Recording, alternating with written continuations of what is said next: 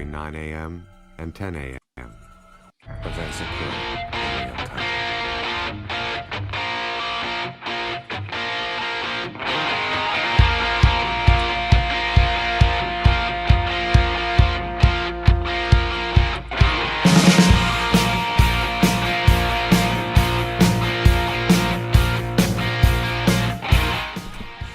Good morning, everyone. Welcome. It's FPC Radio Live. It's Friday. It's February 19th, 2021. Sorry, we're a little late today. I was actually not planning on doing the show today, actually. You know what I was doing? I was on my way to Cancun, but the fans, they pressured me. They shamed me back to work today. So here I am for the next 31 minutes now, talking with my good buddy, Mike. Mike, how are you doing, my friend? What's up? La la la, yes. Ian Cruz, my friend. Senator Ian Cruz on his way back to Tampa and from Cancun, and he was only doing it for the kids. But no, it is Friday. It is February 19th. Big news yesterday in the world of the NFL. Word obviously breaking after we had our conversation, or we would have had our conversation yesterday. We did. I was packing for But at this Cancun, my point, friend. it's fresh for us. Absolutely, yes, I know you were. I know you had the Hawaiian tropic, tanning oil out, and that's. But that's what it comes down to, and I think that's fun stuff. So, big news yesterday in the world of the NFL, and it should be an interesting season coming up. Is this the move that finally opens the floodgates for the NFL?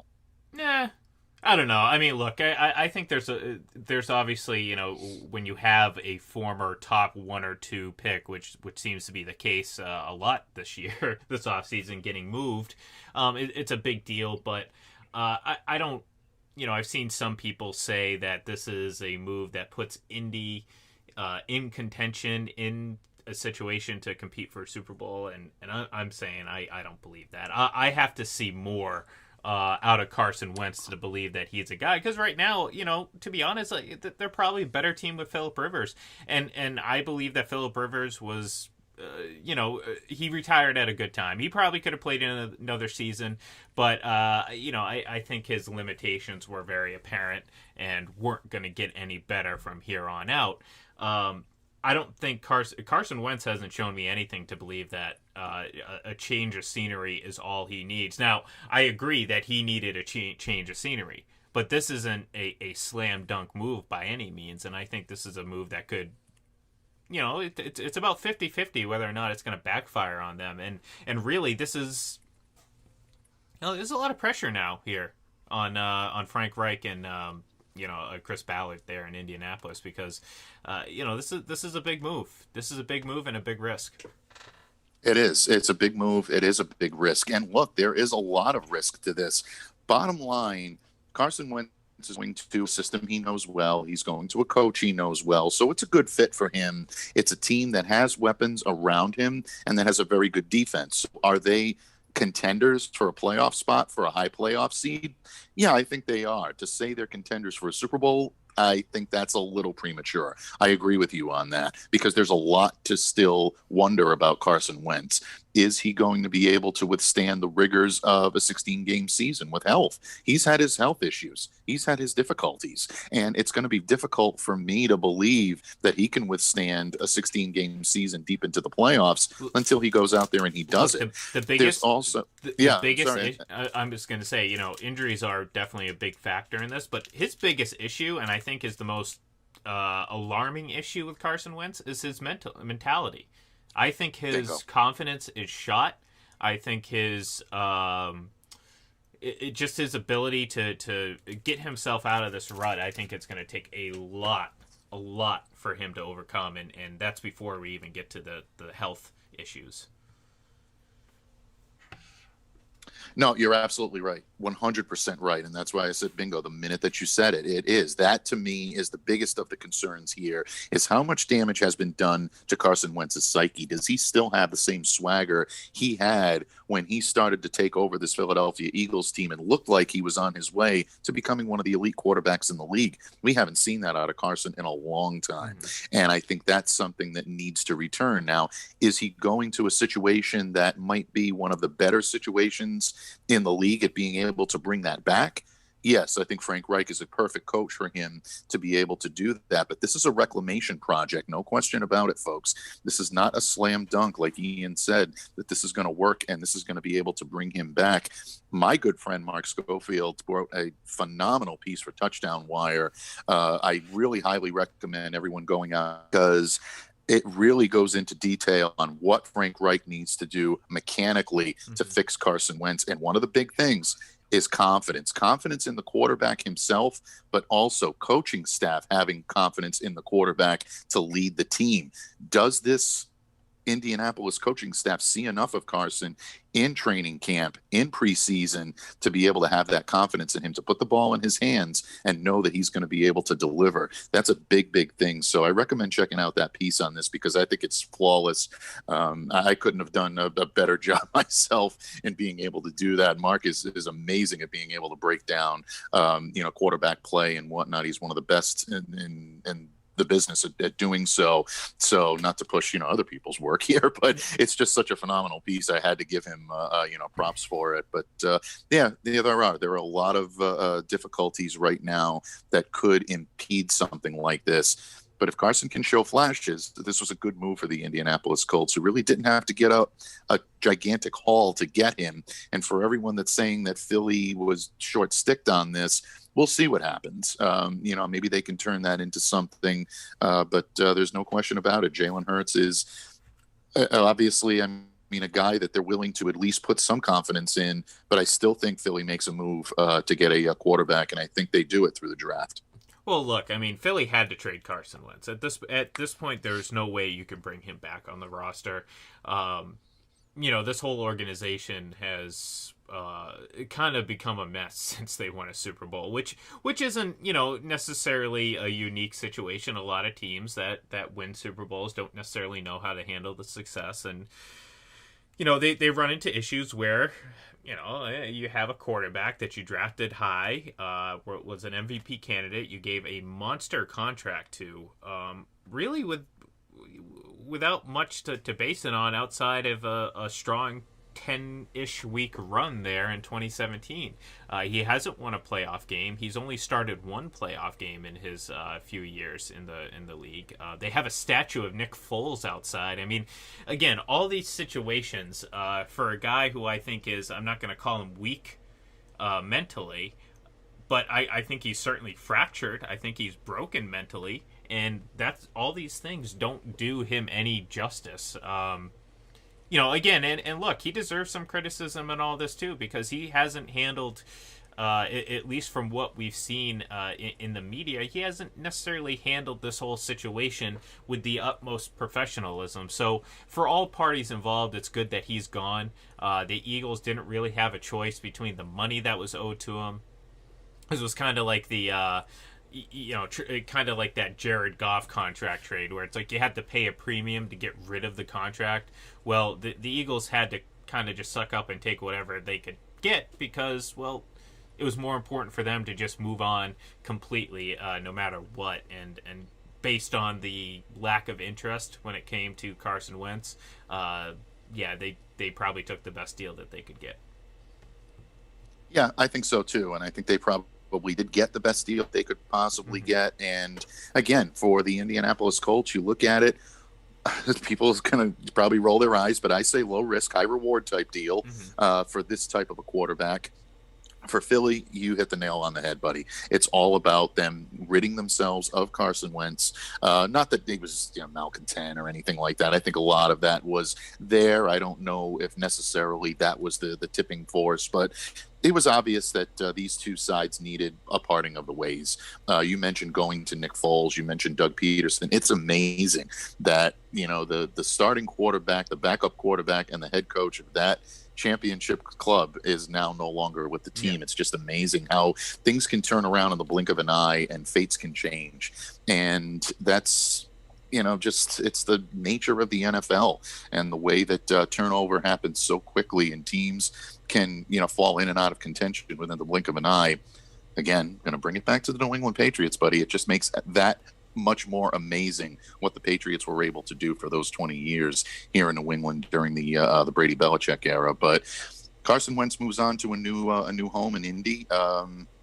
Again, I think it's a good logistical fit, but Carson's going to have to earn this. He's been given a good opportunity. He's been handed, I think, a very solid team to be able to go to. He's not going to a team that is far away from contention. He's not going to a team that is devoid of talent.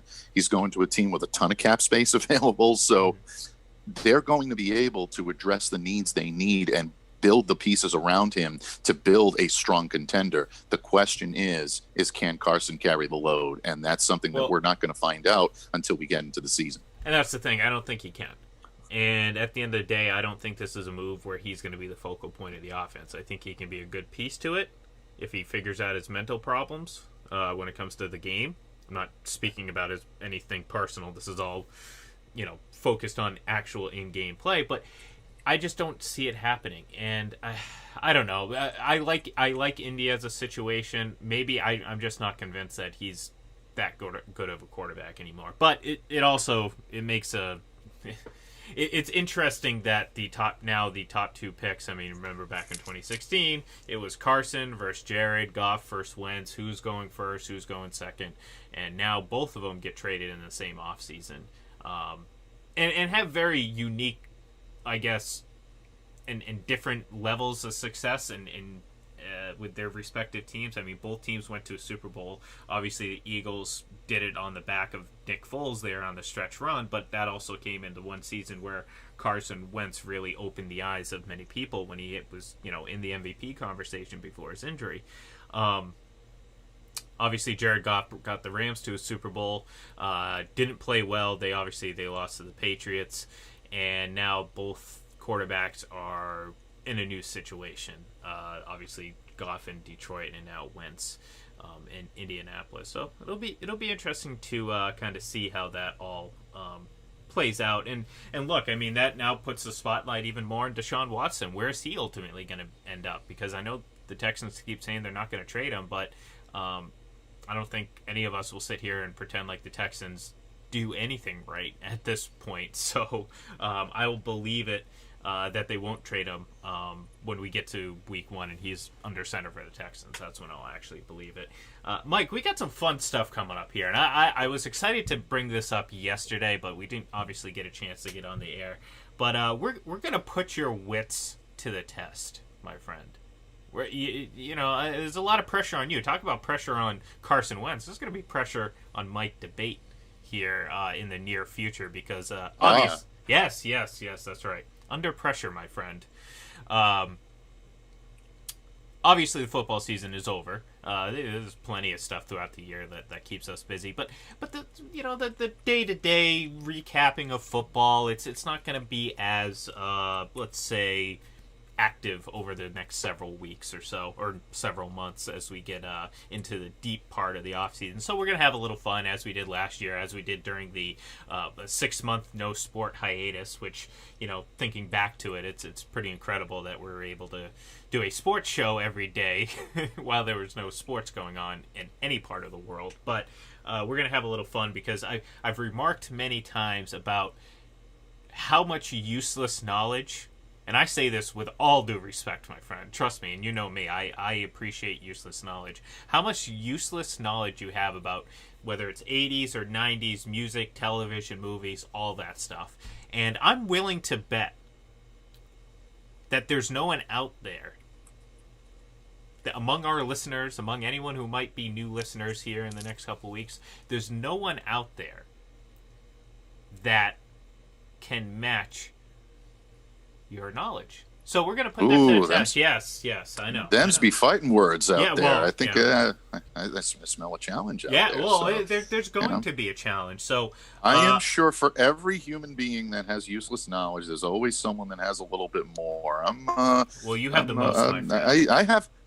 I have faith in our listeners. I think there are people. I think there are people out there that might be able to match me. I mean, no. In their case, it would be useful knowledge. It might not be useless knowledge. Like mine is useless, but theirs might be useful. And I got a funny feeling you're going to fill people in on how it might be useful as well. That's very true, because we're gonna have some fun here, and we're gonna play a little game where we're gonna pit one of our listeners. That's right. We're gonna give them a chance to win a little bit of money. That's right, Mike. We're gonna give away a little bit of money. You know why? Because we can, and we want to, and we want to appreciate our listeners. But because we can. We can. Yes. We're going to do that because actually I don't even know what I was going to say, so I'm going to backtrack here a minute. We're gonna play a little game. It's going to be a trivia, whether it's 80s movie lines, just basic trivia, what have you, music, whatnot. We're gonna put Mike up against the best of the best of the best when it comes to the listeners. So keep an eye out at Full Press at FPC Radio Live for some more details here in the next week or so, because we're going to do this hopefully several times throughout the summer and the spring and all that, and just kind of have fun, give away some prizes, give away some cold hard cash, my friend. So you can go spend it on some FPC gear at fullpressshop.com.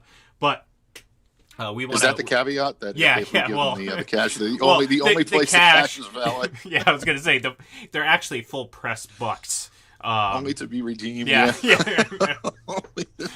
And to many a request by Mike, it's his face that is on the dollar bills that we printed, that we are giving out. My face on the $1 bill. Face. No, this will be cool, cold, legit. Well, maybe counterfeit cash, depending on what I have in my pocket at the time. No, this is going to be legit. Well, depending on what the game is, what the situation is, there'll be various different cash prizes. But likely you'll have a chance to win $50 here, maybe $100. We'll see how it goes. It depends on how good Mike is, because again, I am betting on him that he is not going to make me go broke by just giving away money. But I will be happy to do that. We would be happy to do that to some of our great loyal listeners. So keep an eye out. We're going to talk about it here more next week. Obviously, this is going to involve having Mike on the camera, which will happen, folks. I know we've been saying it for a while. It will happen. But we're going to get him on here. We're really going to test his knowledge and the knowledge of our listeners, and we're going to have some fun doing so. So really, I assure you, keep an eye out, or I implore you, keep an eye out on at FPC Radio Live. I'm screwing it up all over the place. Let's try it again. At Radio Live, and we'll give some more information as the details come out. You think you're ready for that, Mike? Am I a little too confident in your knowledge? No, don't give me lip service. I want the confident. I want the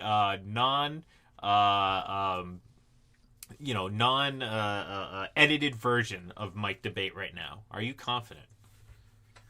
I am confident in my ability to be able to compete. Am I confident in my ability to be able to defeat any and all comers?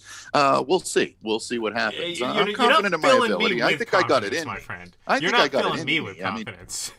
Well, let's put it this way: if I do get beat, it's not going to be by a blowout. First of all, so I'm confident in that. The useless knowledge meter is pretty high, so I think there's definitely some. Yeah, I think there's definitely something there. You want to put up?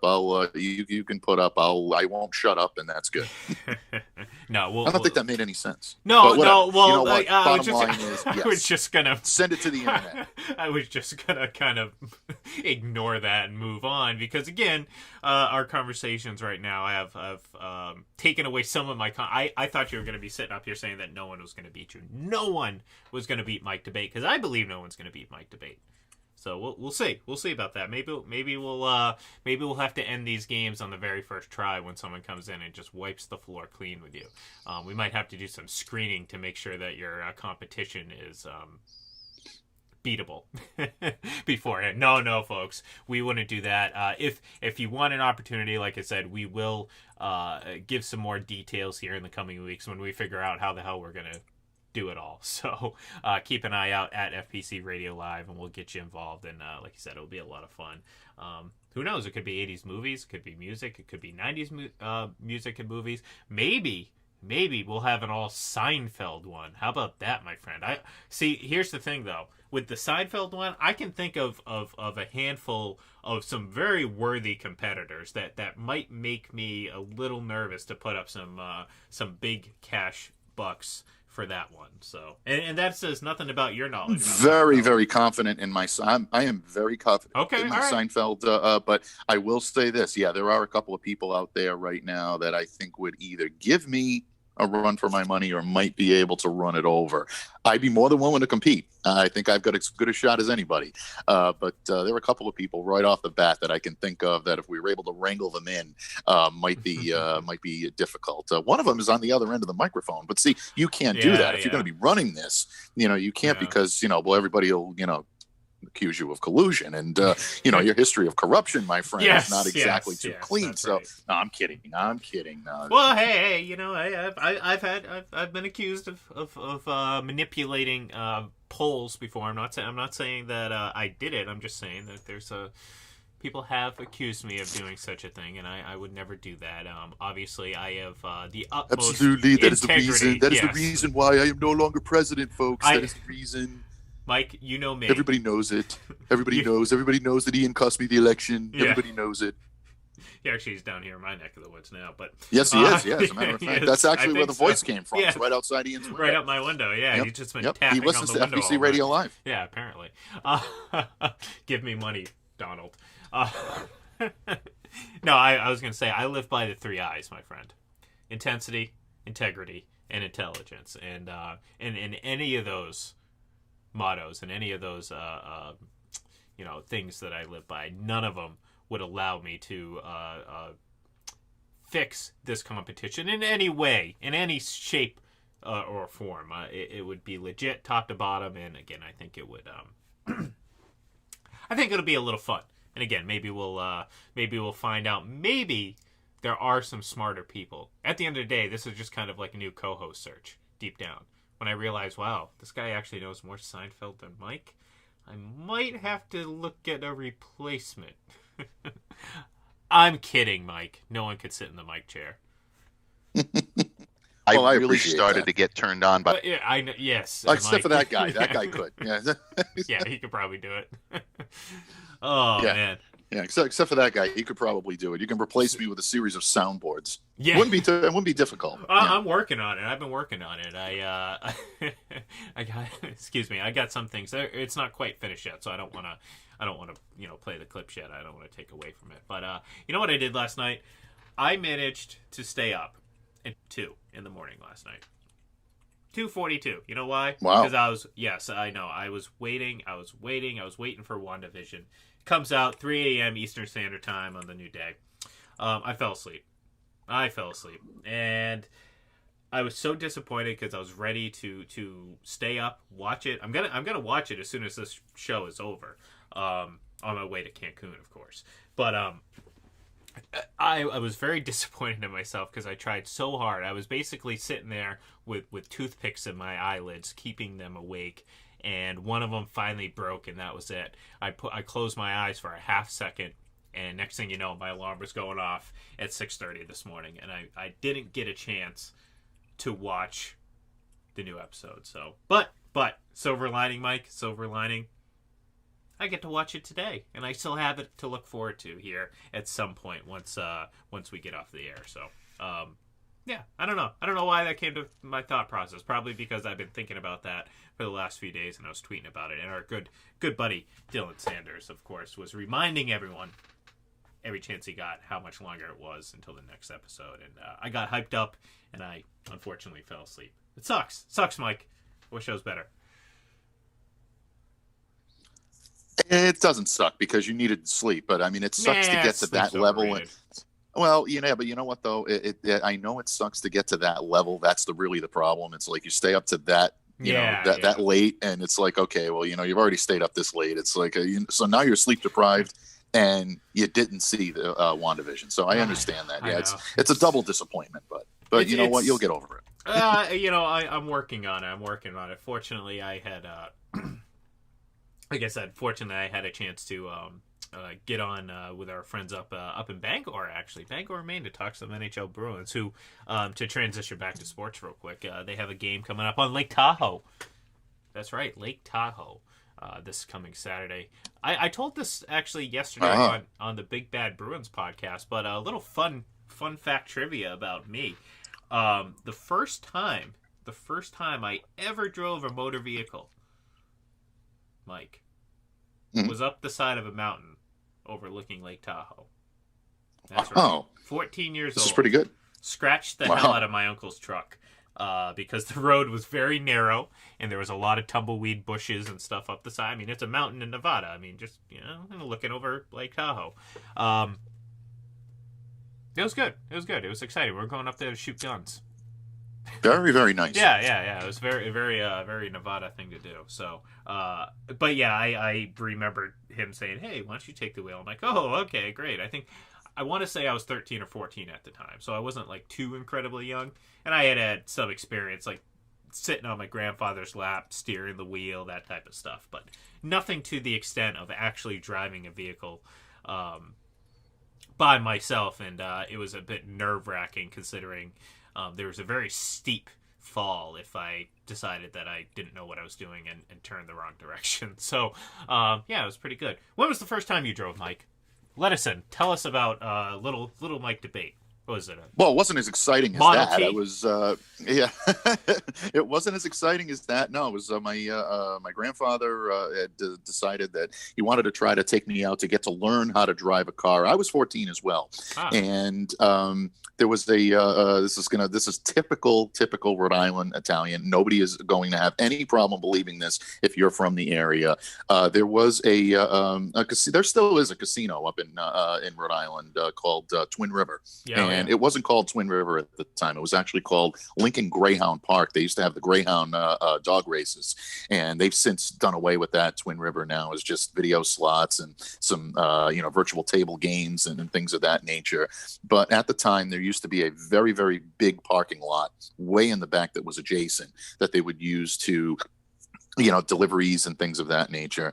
And my grandfather took me up there one day, and I thought he was taking me to the track at 14 years old. That would have been a really good influence, but he was just bored one day, I guess, and he said, "Hey, you know what?" And he says, "It's about time you learn how to manipulate a car and you learn how to drive a car." And that's essentially where I learned how to drive. And it was good because it gave me the opportunity to be able to know how to maneuver a car. And of course, me being the kid that I was at the time, I would try to get my dad to let his car down to let me drive a little bit, but never did anything illegal, never drove on the roadways or anything. I was a law-abiding citizen right up until the end, but it was fun. So my grandfather every now and then would do that, and he would get a kick out of that and then get me to learn. He says, because you're not going to learn when you get your permit. He says, you're going to know how to manipulate a car. He says, before you have to take driver's ed or anything like that. My grandfather was old school about that. He always believed that,